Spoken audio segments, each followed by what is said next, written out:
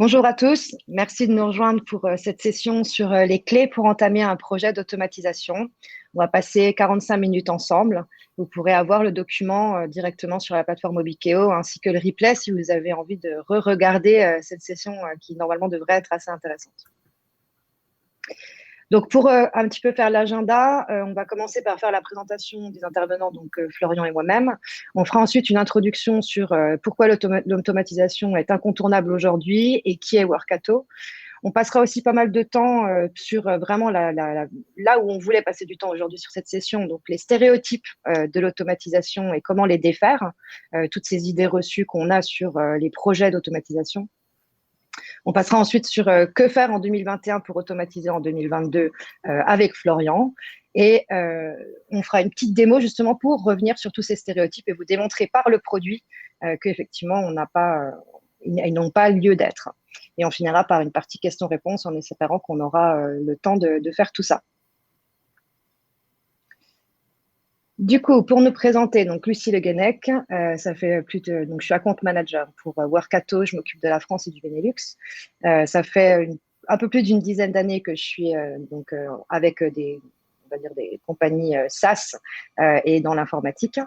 Et donc, je vous accompagne aujourd'hui en tant que modérateur et présentatrice. Bonjour à tous, bonjour Lucie. Bonjour, je suis très heureux de partager ce moment avec vous autour de l'automatisation. Alors pour ma part, j'ai un petit peu plus d'expérience que Lucie, ça se voit. J'ai une vingtaine d'années d'expérience dans le domaine du digital et en particulier à aider des clients à se transformer par le digital, et j'ai acquis la conviction que l'automatisation est le levier à venir pour l'efficacité opérationnelle des entreprises. Et donc, j'ai décidé de me lancer dans la création d'une société dont la mission est d'aider les entreprises à se transformer par l'automatisation. Super, merci Florian. Du coup, avançons. Du coup, avant de commencer, de rentrer dans, on va dire, le vif du sujet et de partager avec vous la valeur que l'automatisation peut avoir, on voulait vous poser une question. Florian, je te laisse poser la question. Alors effectivement, tout ce qu'on va vous dire dans la suite de la présentation provient des retours qu'on a eus d'un certain nombre de clients et d'une enquête terrain que j'ai menée. Et à ce titre, on voulait aussi placer notre échange de cet après-midi sous l'angle du feedback, et en particulier vous entendre ou plutôt vous lire sur la question principale qui va nous animer. C'est d'après vous, s'il en existe un, quel est le frein principal qui aujourd'hui s'oppose au lancement d'une démarche d'automatisation dans votre entreprise, dans votre organisation. N'hésitez pas à produire les réponses dans le chat des participants. On aura l'occasion d'en rediscuter à la fin de la présentation, au moment des questions-réponses. On vous laisse bien sûr toute la session pour répondre. N'hésitez pas, on aimerait que ce soit un petit peu interactif. On sait que c'est toujours compliqué, mais n'hésitez pas à partager votre ressenti par rapport à cette question. Du coup, si on commence par un petit peu l'introduction de pourquoi on est là aujourd'hui et pourquoi on a envie de discuter donc de l'automatisation et de la plateforme Workato. On s'est rendu compte en fait que l'automatisation à l'heure actuelle est un peu incontournable. C'est clairement la prochaine étape dans la transformation numérique et digitale, comme Florian vous l'a expliqué. Nous, on voit que aussi avec toute cette période Covid, etc., on se rend bien compte que l'expérience employée et l'expérience client est au centre de toutes les préoccupations. En fait, l'automatisation peut clairement aider sur tout ce qui est efficacité, productivité, amélioration de cette partie employé et client. Il y a plusieurs choses qu'on a relevées en fait sur des articles, etc., qu'on trouvait intéressants, qu'on voulait partager avec vous. Par exemple, PwC qui disait que l'automatisation pouvait réduire jusqu'à 40% du temps passé dans la fonction financière, ce qui est quand même énorme. Ça veut dire qu'on a plus le temps d'aller sur des choses à valeur ajoutée ou faire même d'autres choses et faire avancer sa société à d'autres niveaux. Salesforce, par exemple, disait aussi que 70% des agents de service pensent que l'automatisation pourrait leur permettre de réduire leurs tâches de routine et se concentrer sur justement des travaux à plus forte valeur ajoutée. Donc, changer un petit peu les mœurs et aider à constituer autre chose dans une société. De la même façon, si on part à un niveau très, très global, McKinsey disait que l'automatisation en elle-même pourrait accroître la productivité de l'économie mondiale jusqu'à 1,4% par an. Énorme, on parle de milliards à ce niveau-là. Donc, en fait, nous, on s'est dit, OK, bon, ça, effectivement, c'est très bien. On a lu beaucoup d'articles là-dessus. Et en fait, on se rend compte que vraiment, c'est une réalité de terrain. C'est-à-dire l'automatisation pour tout le monde. Tout le monde en parle. Et d'ailleurs, Forbes disait qu'aucune industrie ne peut passer à côté de l'automatisation à l'heure actuelle. Et d'ailleurs, ça se voit très bien chez Workato. On travaille sur toute industrie avec même tout département. On en parlera un peu plus loin dans la présentation. Mais vraiment, on ne parle pas que d'industrie tech, on parle de retail, on parle de manuf, on parle de toutes les industries actuelles. Donc, en fait, on voit une évangélisation de l'automatisation. D'ailleurs, on a discuté il n'y a pas très longtemps à un niveau Workato avec une communauté française qui fait un petit peu toute cette partie low-code, no-code et qui disait on voit un regain vraiment sur ce mot-là en particulier où les gens veulent apprendre plus. Donc, c'est pour ça qu'on est là aujourd'hui, pour vraiment vous aider à comprendre un petit peu plus. J'ai une petite anecdote sur cette partie évangélisation. Quand je suis rentrée chez Workato, j'ai commencé à regarder un petit peu le produit, comprendre un petit peu ce qu'on faisait, etc. Et j'en discutais avec mon mari, qui travaille, qui est directeur commercial pour une boîte d'import de vin, donc pas du tout une industrie, d'ailleurs une industrie plutôt vieille école, et qui, en voyant en fait ce qu'on pouvait faire, me disait ah oui, mais nous on a besoin de ça sur le suivi client, on a besoin de ça sur le support client pour être sûr qu'on puisse répondre beaucoup plus rapidement que ce qu'on fait à l'heure actuelle. Je suis sûre qu'en parlant avec mon directeur financier, on pourrait vraiment aider au niveau des commandes, etc., parce qu'on a beaucoup de commandes qui rentrent, etc., etc. Donc, c'est des vraies questions que se posent toutes les industries à l'heure actuelle, et on est vraiment là pour vous aider à avancer. Ce que m'avait aussi remonté mon mari à cette époque-là, c'est me dire oui, mais ces projets-là, en général, c'est des projets, je devrais aller voir l'informatique pour qu'on mette des choses en place, etc. Et en fait, on se rend compte que ça fait un peu plus peur de se dire toute cette partie est encore très liée à l'informatique, etc. En tout cas, pour les questions du passé. Et c'est ce qu'on nous a remonté sur ces différentes questions. Alors effectivement, hein, comme l'évoque Lucie dans son anecdote personnelle, j'ai moi-même souvent eu la sensation que les fonctions les plus éloignées de la technologie sont celles qui étaient le plus difficilement accessibles par cette technologie. Et donc tout l'enjeu d'un projet d'automatisation, c'est bien de réussir à créer des avantages compétitifs dans l'entreprise, dans toutes les fonctions de l'entreprise. Et on va voir comment Workato peut vous aider à cela. Alors revenons aux stéréotypes. Et ici, vous avez sur la diapositive un certain nombre de questions qui reviennent régulièrement dans les échanges que Lucie ou moi-même avons pu avoir. Et finalement, on a décidé pour synthétiser un peu cet état d'esprit et ces stéréotypes, de les regrouper en trois grands stéréotypes. Un premier qui va concerner la valeur. On associe souvent à un projet technologique l'idée d'une valeur ou le doute sur la valeur lorsqu'il s'agit de se détourner d'une initiative. Et donc, on va vous montrer, ou en tout cas, on va vous mettre sur le chemin de la compréhension qu'un projet d'automatisation délivre sa pleine valeur. Alors, quand on a délivré de la valeur, souvent le deuxième stéréotype, c'est la question du temps et du délai, du terme qui va permettre à l'entreprise de bénéficier de cette valeur. Et donc, on a effectivement un stéréotype qui tourne autour de l'automatisation serait plutôt pour un projet à long terme. On va vous montrer, ou en tout cas, on va essayer de vous donner les clés pour envisager un projet d'automatisation qui délivrerait de la valeur plutôt sur le court terme. Et puis, dernier élément, les technologies innovantes sont généralement celles qui font appel à des compétences et donc à une forme de complexité, ou en tout cas, là encore, idées reçues. Pour synthétiser, vous verrez que Workato vous permet de prendre des raccourcis par rapport à ces idées reçues. Et donc, au travers de ces trois stéréotypes, on va réussir à envisager un projet d'automatisation dans les meilleures conditions de valeur, de temps et de simplicité. Et surtout de défaire donc ces idées reçues et ces stéréotypes. C'est vraiment le but de pourquoi on est là, pour vous montrer qu'on n'est plus dans ce type de projet, en tout cas avec la plateforme qu'on représente aujourd'hui. Donc, Eva, on arrive, superbe transition. Et Workato dans tout ça. Alors, du coup, effectivement, nous, on est une plateforme d'automatisation et d'intégration. On a 7000 clients dans le monde. On a beaucoup de partenaires, plus de 1000.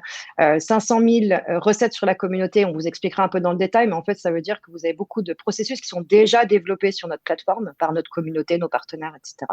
Et il y a, comme on le disait à l'heure actuelle, une énorme croissance sur l'utilisation de la plateforme et donc sur les demandes d'automatisation. Donc, on est à plus de x3 sur le nombre de données qui passent par la plateforme, plus de x4 sur les tâches qui sont réalisées sur la plateforme, etc. Donc, c'est vraiment une croissance très forte de ces demandes d'automatisation. Je ne passerai pas beaucoup de temps sur qui on est. Je montrerai une petite démo, comme on l'avait dit dans l'agenda. Donc, je ne vais pas aller développer beaucoup de choses sur Workato en tant que plateforme.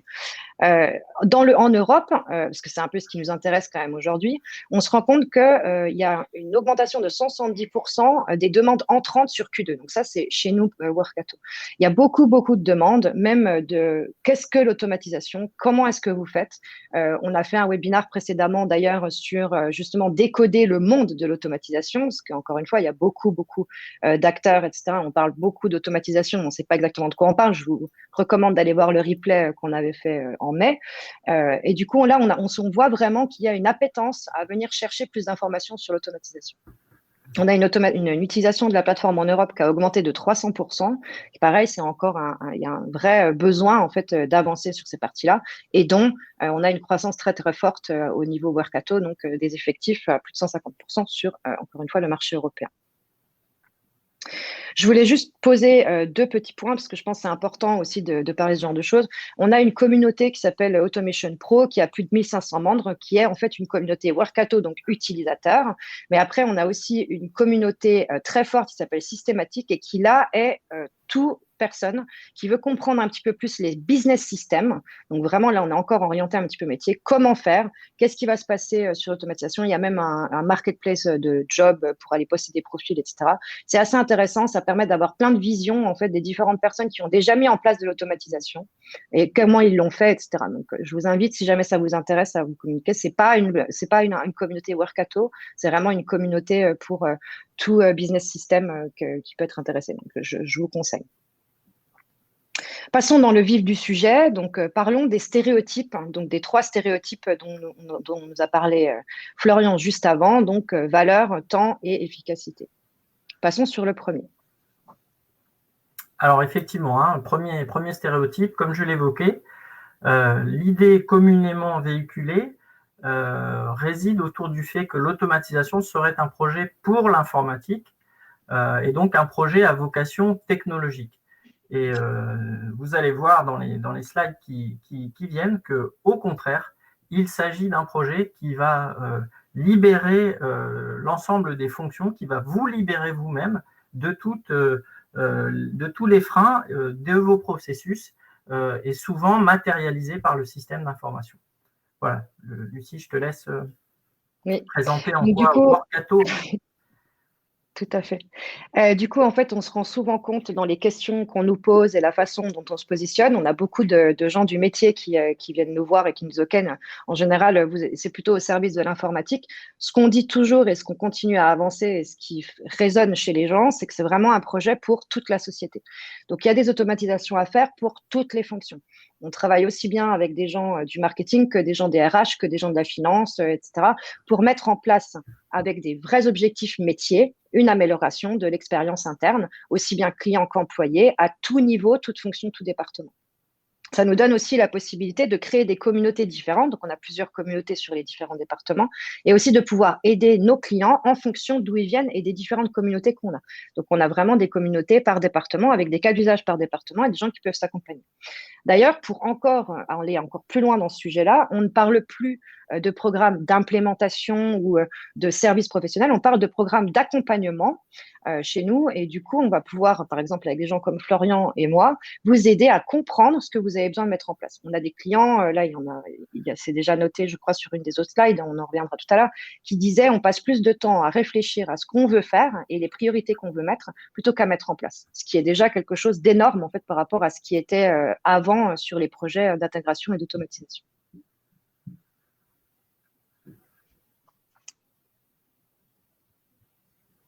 Alors, quelques éléments, je dirais, pour prendre un peu de recul sur ce stéréotype. Et donc, vous l'avez compris hein, déjà dans ce qu'on a pu dire, Lucie ou moi-même. Véritablement, pour faire d'un projet d'automatisation un projet d'entreprise, il convient de viser un bénéfice tangible pour vous, c'est-à-dire pour vous, comptable, pour vous, expert du marketing, pour vous, spécialiste de la vente. Bref, il faut viser le bénéfice pour ceux qui font avancer les processus dans l'entreprise. Et c'est la raison pour laquelle on va retrouver autour de ces projets la sempiternelle recherche d'un équilibre entre les hommes, entre les processus et les outils. Et la plateforme Workato est au contraire là pour privilégier les hommes dans cette réflexion et pour susciter de l'intérêt plutôt que de la crainte, pour faciliter évidemment l'expérience autour des processus et ne pas créer de nouveaux carcans. C'est véritablement ce que doit faire un projet d'automatisation, faire tomber la crainte, faire tomber le carcan. Et bien sûr, au moyen d'une technologie qui n'apporte pas de contraintes, mais qui est un levier pour cela. Alors, comment faire cela? Eh bien, 2 suggestions que vous trouvez en bas à droite sur la diapositive. Eh bien, première suggestion, c'est de commencer par écouter les différentes fonctions et les opérationnels de ces processus. Et donc, les écouter pour comprendre avec eux ce qui les pénalise au quotidien, ce que l'on a appelé ici les irritants de chacun. Et c'est au travers des irritants de chacun que vous allez déterminer quels sont les cas d'usage. Et donc, véritablement, hein, ici, les cas d'usage sur lesquels vous allez travailler pour créer du bénéfice et non pas vous intéresser à la technologie. Et donc, on est bien ici, vous l'avez compris, dans un parti pris qui est celui de s'intéresser aux hommes et à leurs interactions. On y reviendra un petit peu plus tard. Du coup, si on regarde un petit peu, effectivement, donc tout ça, c'est des chiffres pas de Workato. Donc, si on regarde un petit peu l'automatisation par département, on se rend compte qu'on n'a pas que de l'automatisation au niveau de l'informatique. On a bien des automatisations sur vraiment tous les départements. On va passer sur du RH, sur du vente et du marketing, sur de la finance, etc. D'ailleurs, si on regarde dans le détail chacun, si on regarde vraiment pour la finance, de toute façon, vous aurez ce document. Donc, si vous voulez regarder un petit peu ce que vous pouvez faire, ça peut vous donner des idées aussi sur ce que vous pouvez automatiser. On voit que sur la partie compte fournisseur, par exemple, on peut faire énormément d'automatisation. Vous savez très bien, pour chaque entreprise, il y a des factures qui arrivent de tous les côtés sur les côtés fournisseurs. On peut automatiser ça très facilement. À un autre niveau, par exemple, sur le devis à encaissement, avec un de nos clients chez Slack, on a réussi à mettre en place un processus qui met 90% des commandes sans avoir besoin d'être touché par quelqu'un d'extérieur au processus et à la plateforme Workato. Ça fait des gains de temps et d'argent énormes. Si jamais on parle un petit peu plus de marketing et de commerce, on peut parler, par exemple, du partner management. Donc là, on avait, avec Box, réduit par 60% le temps d'onboarding d'un partenaire, de chaque partenaire qui voulait rentrer chez eux. Ils en ont beaucoup, et ça veut dire qu'ils gagnaient énormément, pareil, de temps et d'argent sur la façon dont ils avançaient. C'est encore un cas d'usage complètement différent. Alors, encore une fois, pour les ressources humaines, on ne pense pas forcément tout premièrement, mais dans le recrutement, il y a énormément d'étapes qui sont faites. Par exemple, le nombre d'étapes qu'on doit avoir, le nombre d'entretiens qu'on doit avoir avant de rentrer dans une société, l'envoi de l'offre, ensuite le contrat, etc. Tout ça peut être automatisé aussi très facilement. D'ailleurs, c'est ce qu'on fait nous en interne pour tous nos nouvelles recrues. C'est assez intéressant. J'ai pas mal de vidéos là-dessus. Si jamais ça vous intéresse, postez dans le chat, on peut en discuter. Et après, par exemple, sur le support client, de la même façon, on peut augmenter, on va réduire les SLA de façon drastique. C'est-à-dire que, par exemple, chez Workato, on a un support client qui répond en moins de 5 minutes parce que tout est fait pour que ce soit vraiment bien dirigé vers les bonnes personnes. Alors, attention, ça ne veut pas dire que ce n'est pas des personnes qui répondent. On a un 5 minutes de SLA, c'est toujours une personne qui répond à nos clients ou à nos prospects quand ils postent quelque chose au niveau support. Donc, il y a vraiment, nous, on utilise en tant que Workato partout. Dans tous les départements, on utilise bien sûr notre produit. Donc, du coup, il y a beaucoup de choses sur lesquelles on peut vous aider. C'est pour ça qu'on met un petit peu tous les cas d'usage. N'hésitez pas à regarder. De toute façon, encore une fois, vous pouvez télécharger. Ça peut vous donner des idées sur le futur. Si on passe sur le stéréotype 2, on parlait de temps. Merci Lucie. Alors effectivement, on vient de le voir dans le premier stéréotype, c'est une question d'attitude qui va nous permettre de privilégier la valeur rapportée à la technologie. Et bien dans le stéréotype 2, c'est la même chose, il s'agit bien d'une question d'attitude pour ne pas s'embarquer effectivement dans un projet dit de longue haleine, mais aller à l'essentiel des bénéfices recherchés dans ce type de projet. Et du coup, en fait, si jamais on regarde par rapport à la valeur donc de Workato, si on parle de rapide valeur ajoutée, 74% de nos clients à l'heure actuelle passent en production en moins de 7 jours. Ça veut dire quoi? Ça veut dire qu'ils voient une valeur ajoutée, qu'ils arrivent à mettre certains processus en production en moins de 7 jours.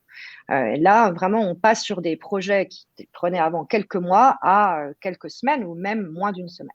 Parce qu'on a ce qu'on appelle chez nous une approche itérative, c'est-à-dire que vous pouvez commencer avec un processus qui n'est pas dans le dur, qui n'est pas exactement parfait, et que vous pouvez, avec la plateforme, continuer à avancer et faire des changements, etc., au fur et à mesure que le processus se met en place correctement dans votre entreprise.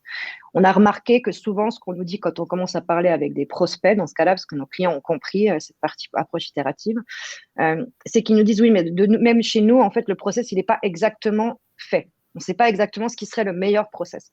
C'est là aussi où la plateforme, avec cette approche et ses possibilités de changement, etc., et de facilité d'utilisation, va vous aider à aller très vite. Dans un autre côté, vous ne partez jamais de zéro. C'est pour ça que je vous ai présenté les communautés au début. On a une communauté qui est extrêmement active. Ça veut dire quoi? Ça veut dire qu'il y a beaucoup de connecteurs. On a plus de 1000 connecteurs sur des bases de données, des applications, des fichiers, etc. Il y a beaucoup de connecteurs qui sont développés par notre communauté, partenaires, clients, etc. Et aussi des processus. Donc, une fois que vous avez ces connecteurs, ils ont développé déjà des workflows que vous pouvez réutiliser dans l'espace de travail de la plateforme. Ça vous permet de ne partir jamais de zéro et donc d'aller très, très vite à la valeur ajoutée. De la même façon, encore une fois, vous verrez dans la démonstration, le temps moyen de formation pour ce type de technologie est de 2 à 3 mois minimum, alors qu'avec Workato, vous avez des certifications qui prennent 2 heures. Moi, je les ai fait les deux.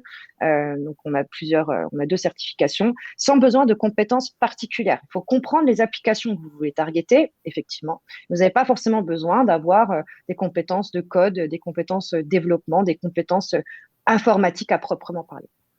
Et de la même façon, rapide valeur ajoutée. Vous pouvez automatiser vos processus, comme je vous le disais tout à l'heure, jusqu'à plus de 80%, aussi bien chez Slack que chez Broadcom, chez d'autres clients. On a d'ailleurs une page sur notre site web avec pas mal de nos références, mais si jamais vous avez en particulier une envie ou une industrie, n'hésitez pas à nous demander. Je peux aussi vous faire parvenir des cas d'usage à ce niveau-là.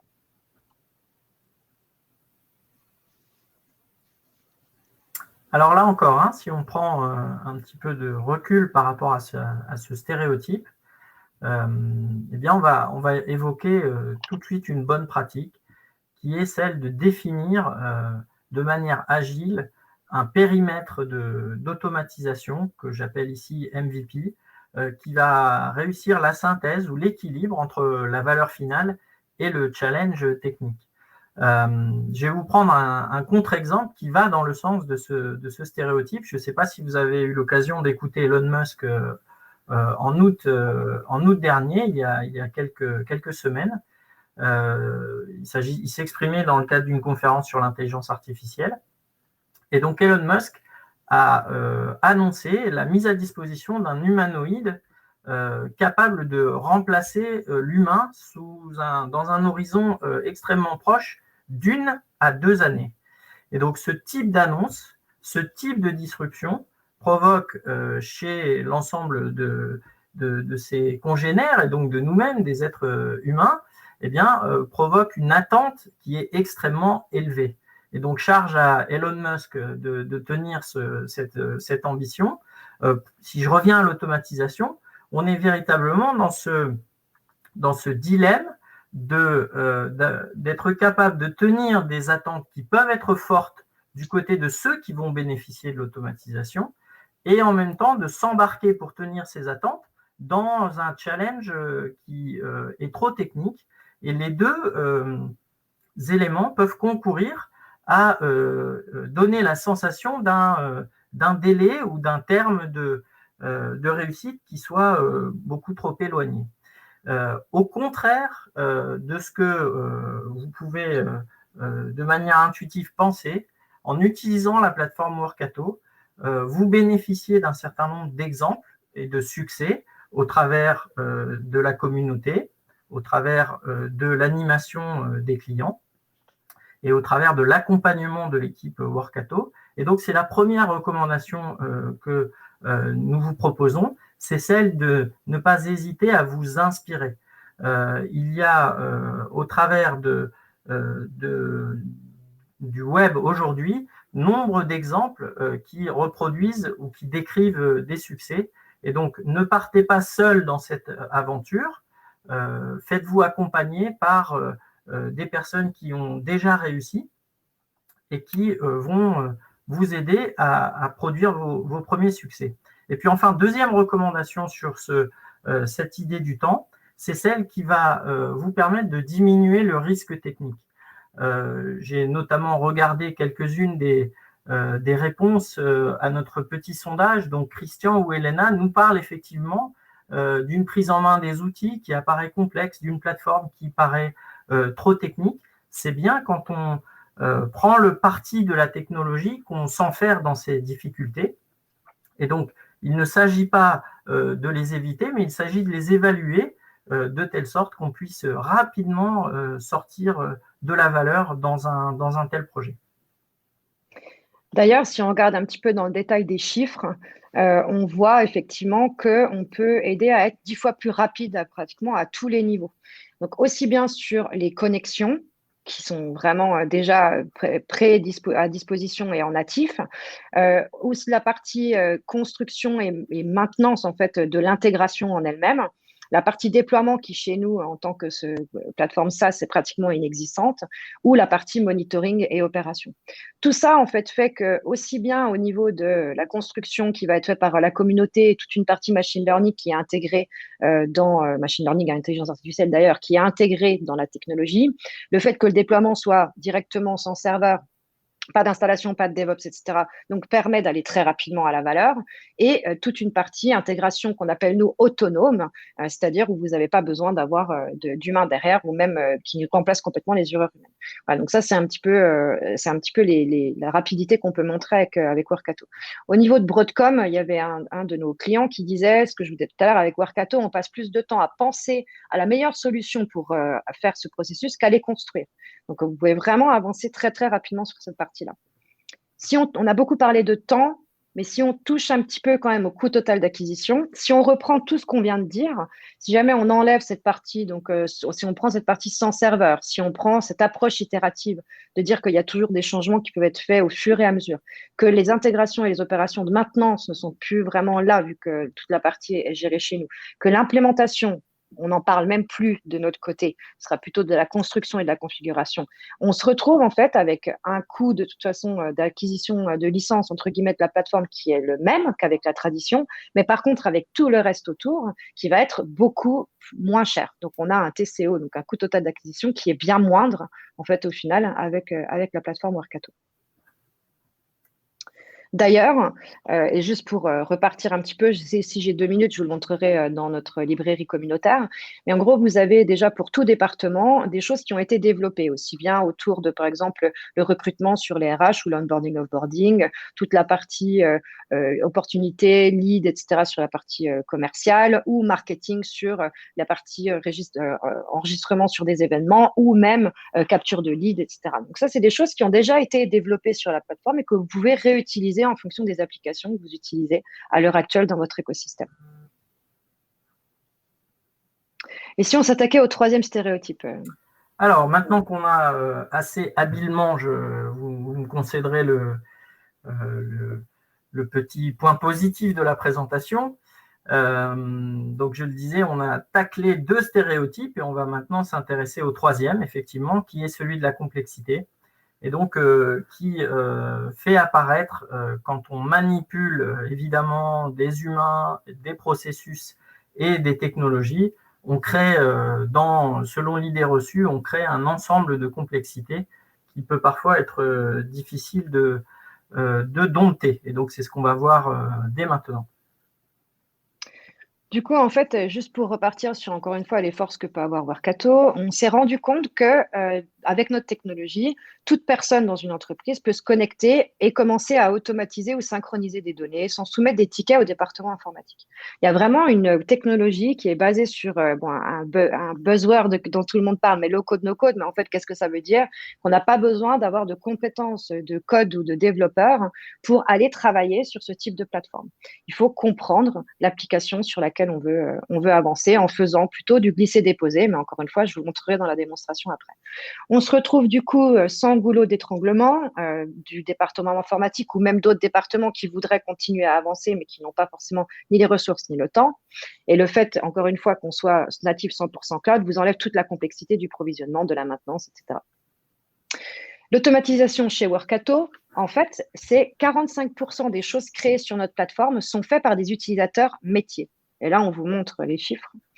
Du coup, toute cette partie en rose ici, voilà, le business est en rose, vous avez toute une partie produit, opération business ou même d'autres départements qui sont capables d'aller créer des automatisations sur la plateforme et pas uniquement que la partie informatique. D'ailleurs, on parle bien, pas forcément que de toute l'informatique aussi. Des data analystes ou des développeurs, effectivement, sont là, mais des opérations en IT ou même des business systems ou des admins de l'application peuvent aussi aller créer. Donc, il y a vraiment une capacité à aller faire des choses sur la plateforme sans être un développeur d'intégration.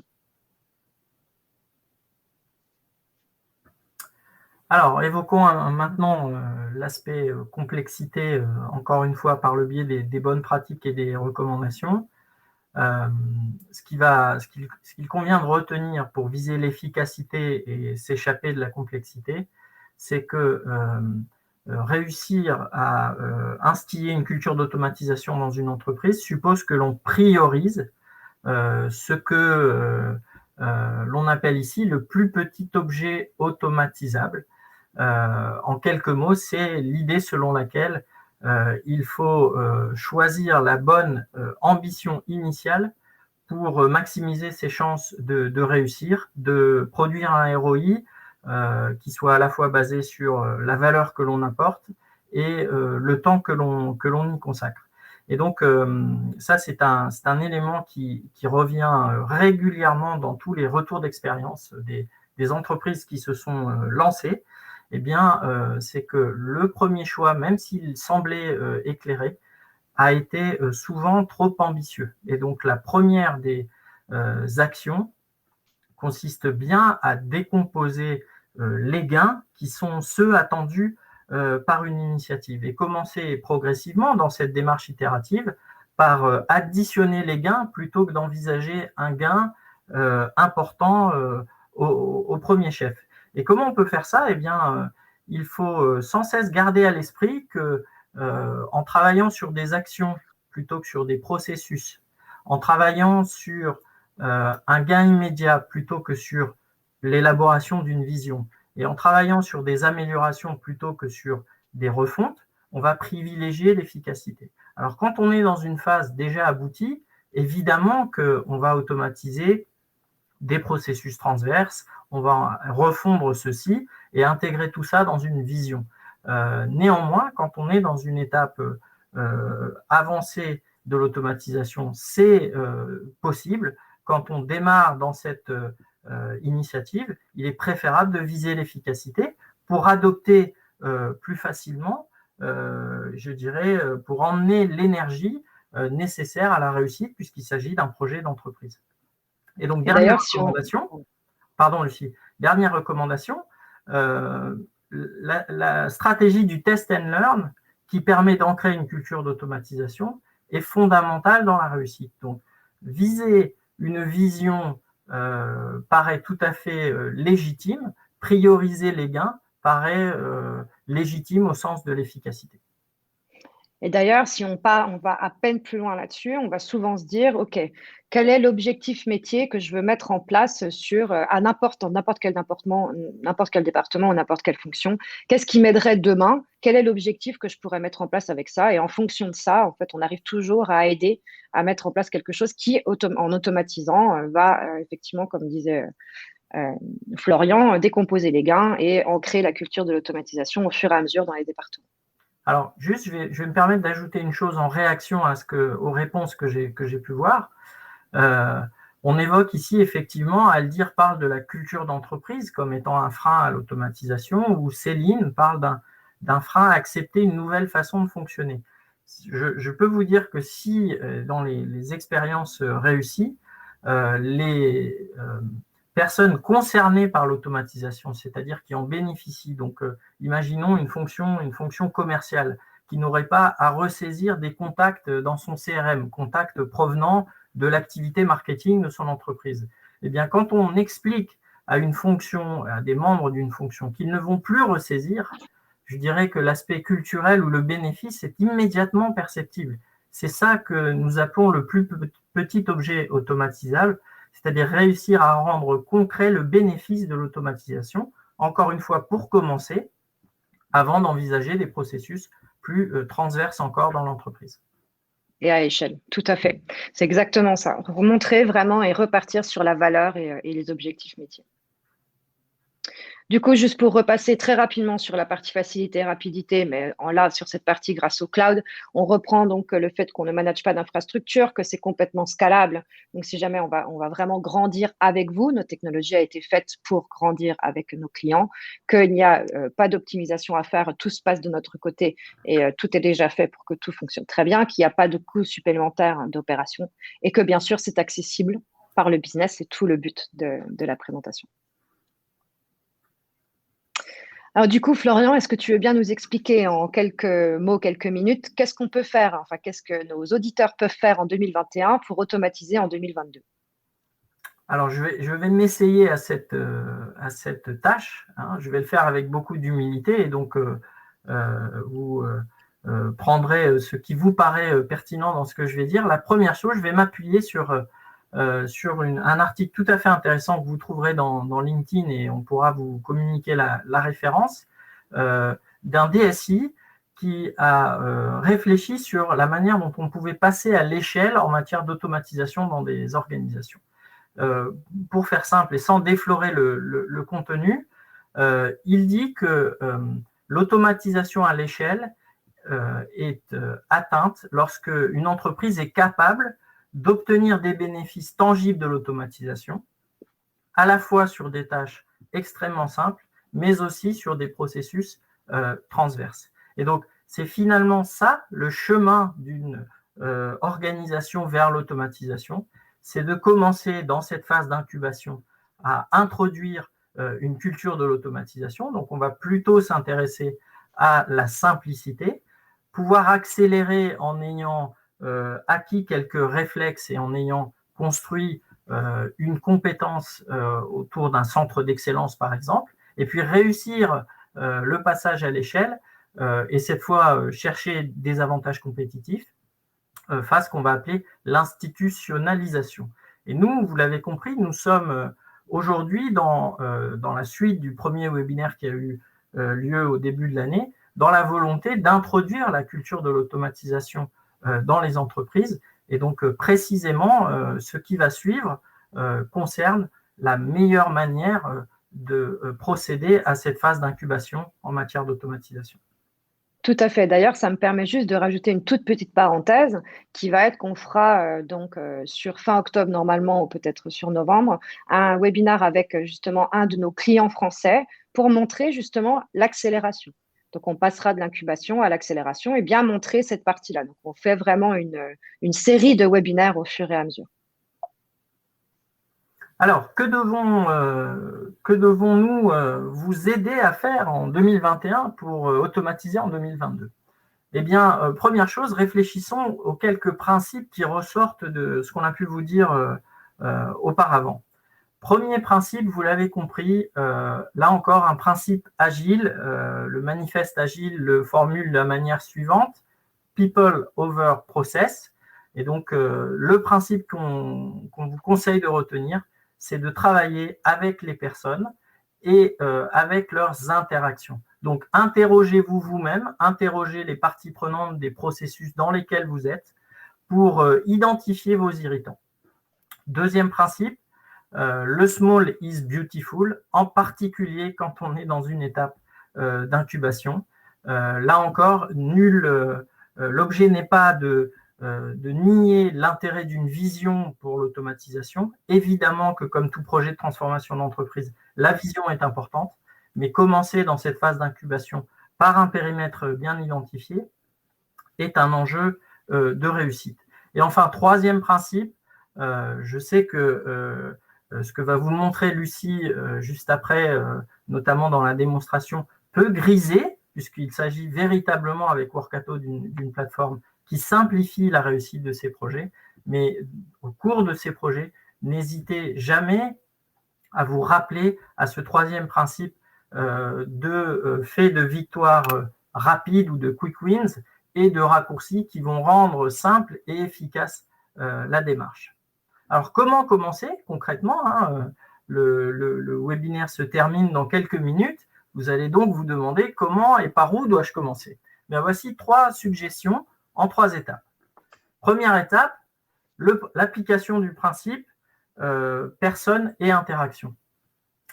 J'ai déjà eu l'occasion d'en parler. Enquêtez, réfléchissez, identifiez les irritants, vos irritants, dans votre quotidien.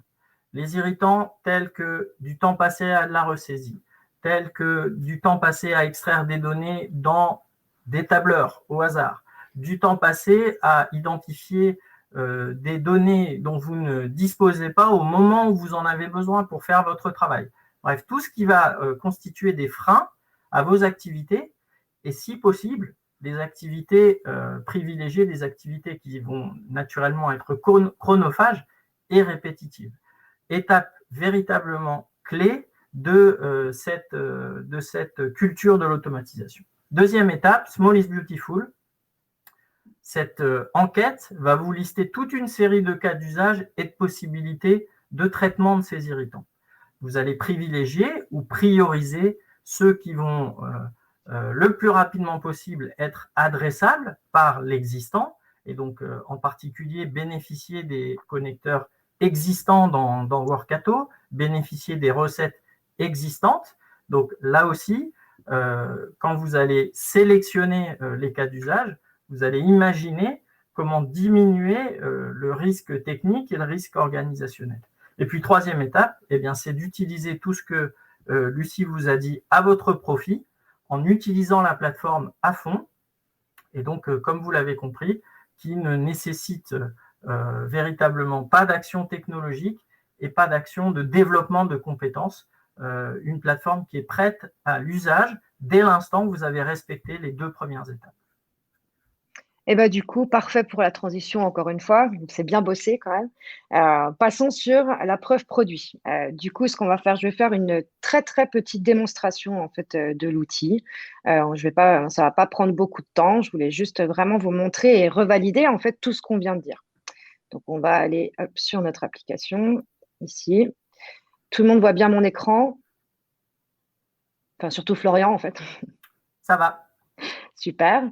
Du coup, là, on arrive en fait sur ma première, c'est la page de bienvenue, en fait, directement sur l'application Workato. Donc, j'ai quelques onglets ici sur différentes choses. On ne va pas passer trop de temps sur la plateforme. Le but aujourd'hui, c'est vraiment d'aller construire avec vous quelque chose pour que vous voyez la simplicité, l'efficacité et le temps à valeur. Je passe juste quand même sur la librairie de la communauté. Donc, en fait, sur notre site, mais aussi dans l'application, vous avez toute la liste de toutes les applications sur lesquelles on a des connecteurs natifs. Donc, s'il y a quelqu'un qui veut poster quelque chose sur le chat et me demander une des applications, je montrerai. Moi, je vais utiliser Salesforce aujourd'hui, donc je tape et je vais aller vous montrer un petit peu. Tout ce qui est ici en dessous, c'est des choses que vous pouvez aller réutiliser. Donc, par exemple, entre Jira et Salesforce, entre ServiceNow et Salesforce, entre plein de choses, en fait, avec des bots sur Slack. Il y a plein de choses qui ont déjà été faites. Tout ça peut être réutilisé directement dans l'espace de travail. Donc, vous voyez, il y a 705 utilisateurs, par exemple, pour celle-ci, qui ont déjà réinstallé, en fait, cette recette, comme on appelle chez nous, qui est, en fait, le processus métier, le workflow. Voilà. Ne passons pas plus de temps. N'hésitez pas non plus, si vous voulez avoir une démonstration complète, à nous recontacter directement. Donc là, pour Webikeo, j'ai déjà créé un projet et je vais aller créer une recette ensemble. Quelque chose de très simple, mais c'est vraiment pour vous montrer la logique derrière la création. Donc là, on peut l'appeler Webikeo, par exemple. Je vais faire une synchronisation de données, de contacts même d'ailleurs, entre HubSpot et Salesforce. Donc, partons du principe que vous avez, par exemple, une équipe marketing qui utilise HubSpot et que ces contacts qui viennent du marketing sont dans HubSpot et doivent être remis dans Salesforce en fonction de certaines conditions pour que les commerciaux puissent aller travailler sur ces contacts. Moi, ça me parle en tant que commercial. C'est un peu le but aussi de la démo, c'est de vous parler de quelque chose qui, en tant que moi, métier, me parle. Du coup, on va commencer pareil, je ne vous explique pas tout ça, on peut aller dans le détail une autre fois si besoin. Je vais commencer par, on va aller créer ensemble. Donc là, j'arrive dans la page de création et je vais toujours utiliser le petit workflow ici au-dessus. Donc, en tout premier, je vais aller choisir l'application. Donc, dans ma logique métier, j'ai dit, je vais aller écouter HubSpot pour un nouveau contact. Quand j'ai un nouveau contact, je vais aller le créer dans Salesforce en fonction de certaines conditions. Donc, je vais aller créer un certain déclencheur. Donc, pour moi, c'est nouveau contact dans HubSpot. Je me connecte à mon HubSpot. Là, si je ne suis pas déjà connecté, ça fait une pop-up. Je rentre mon adresse email et mon mot de passe, très simplement. Et là, je vais aller dire, pour vous montrer un petit peu le détail, qu'on va mettre une condition au fait qu'on écoute l'application. Donc, on va dire, au lieu que tout contact soit créé, je veux que uniquement, si le prénom est d'ailleurs, on va dire Florian, j'aille créer donc cette partie-là. Donc, je vais aller chercher, donc là, on va faire beaucoup de glisser-déposer plutôt. Je vais aller chercher donc mon prénom dans cette partie-là. Je vais prendre prénom, je le glisse, je le dépose. Et donc, je vais aller dire prénom égale Florian. Donc là, j'utilise en fait ce qu'on appelle chez nous un data tree. En gros, ça reprend tous les champs que vous avez dans les applications auxquelles vous êtes connecté. Donc là, j'ai bien tous les champs HubSpot. Vous voyez, il y en a beaucoup. Donc là, j'ai créé en fait ce qu'on appelle chez nous un trigger, donc un déclencheur en français. Et maintenant, à partir de là, je vais construire ma logique. Donc je vais dire, OK, si ce nouveau contact, il est créé dans HubSpot, je veux aller le créer dans Salesforce, mais s'il n'est pas déjà existant. Donc je vais aller rechercher et faire une application je vais rechercher une action dans l'application Salesforce pour aller chercher en fait si jamais il existe déjà. Donc je fais pareil, l'action, je me connecte et je vais aller chercher dans les contacts par email si mon contact est déjà présent. Si vous aviez quelque chose par ID, vous pouvez très bien le faire par ID. Vous voyez que vous avez 62 champs possibles ici pour aller chercher. Moi, je sais que je veux faire par l'email de HubSpot. D'ailleurs, Workato est assez intelligent, encore une fois, basé sur machine learning, pour me mettre l'email. J'ai juste à cliquer dessus. Et maintenant, je vais pouvoir aller mettre une logique derrière de dire, si tu n'as rien trouvé en contact dans Salesforce qui reprenne l'email de Florian, on va aller créer le contact. Donc là, je vais mettre une condition. Je vais dire si. Donc, chez Workato, ça se dit en list size.